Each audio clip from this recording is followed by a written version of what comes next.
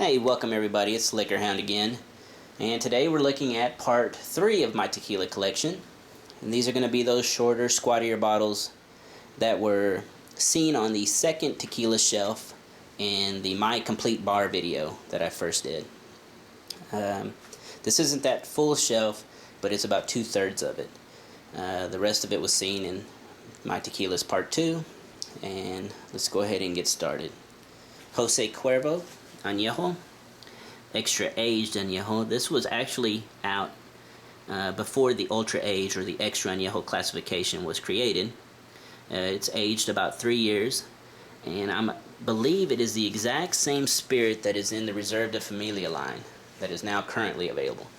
This Jose Cuervo Añejo, of course, has been discontinued for many years, but the flavor of the spirit inside is absolutely tremendous. To me, it is as good as some of the best Reserva de Familias ever put out, at half the cost back in the day. So, of course, they quickly did away with it. Moving on, 1921s. The 1921 line is a little bit unique in that they don't do the Blanco Reposado Añejo. They do this Blanco Reposado Reserva Especial. What makes that a little bit different is that the Reposado is a Reposado, of course, and then that Reserva Especial label is still a Reposado. There is a color difference, so I'm thinking that this Reposado, the regular Reposado, is probably rested 2 to 3 months in the wood, to whereas the Reserva Especial probably does the full 11 that's allowed. There are wonderful bottles. I do like the way they do the wax seal on the bottles. Helps keep the corks in great condition, and they are hand numbered a lot of times. Okay, moving forward, Don Julio's, the Añejo, the Blanco, and the Reposado. I value the Don Julio's as a great tequila, and I understand that many people love them.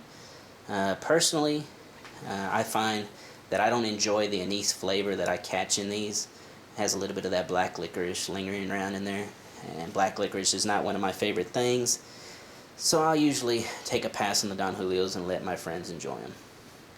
Herencia de Plata, it's a Reposado, and here's a Salsa Triada. Salsa Triada was actually their top of the line back in the day. It's been discontinued, but it was excellent tequila. It was actually one of my favorites back then. So if you can find it, grab it. And here's another salsa product that's been discontinued, the Calderon, and it is a grind Reposado, and it was a limited production, as you can see right there on the neck. And every now and then, if you search hard enough, you can stumble across a bottle of this stuff. So if you see it, pick it up. The Amates, these are again discontinued tequilas. The frosted cobalt blue that you see right there is the Reposado, whereas the regular cobalt blue glass is the Blanco, and then you have this beautiful clear gold for the Añejo. The Añejo is actually almost extinct. I've searched and searched, and those are very scarce. So if you're lucky enough to see an Amate Añejo, definitely snatch it up.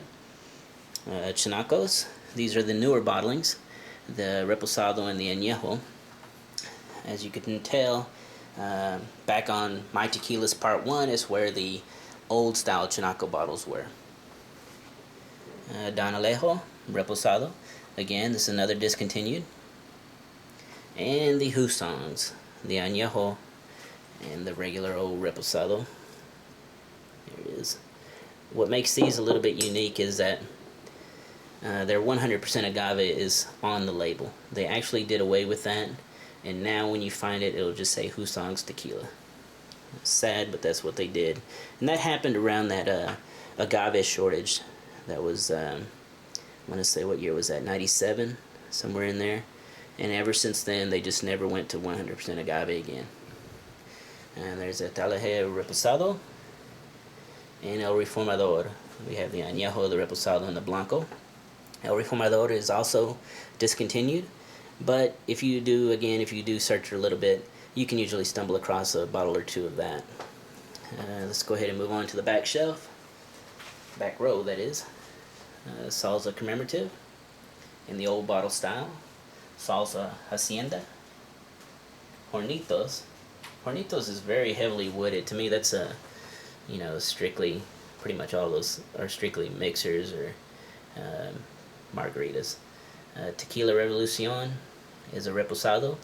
The crazy thing about that bottle is that they actually have a silver bottle that I can't remember if it has to be just plated in silver, but it sells for $700. And they don't mention that the tequila inside is any different.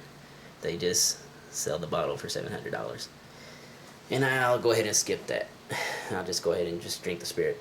The 1800 Añejo and Orandane Reposado in the old glass decanter. And these last two are not in my tequila count because they aren't tequilas technically. We have Hacienda de Chihuahua, which is a Sotol Añejo, and Mezcal de Vino. That's the one with the pear in it. It's actually not that great, but I picked it up and I have it around anyway. So that's it for my tequilas. I hope you enjoyed looking at them. And again, those that were discontinued, if you see them in your local liquor store, you need to snatch them up. And that's it. Everybody take care.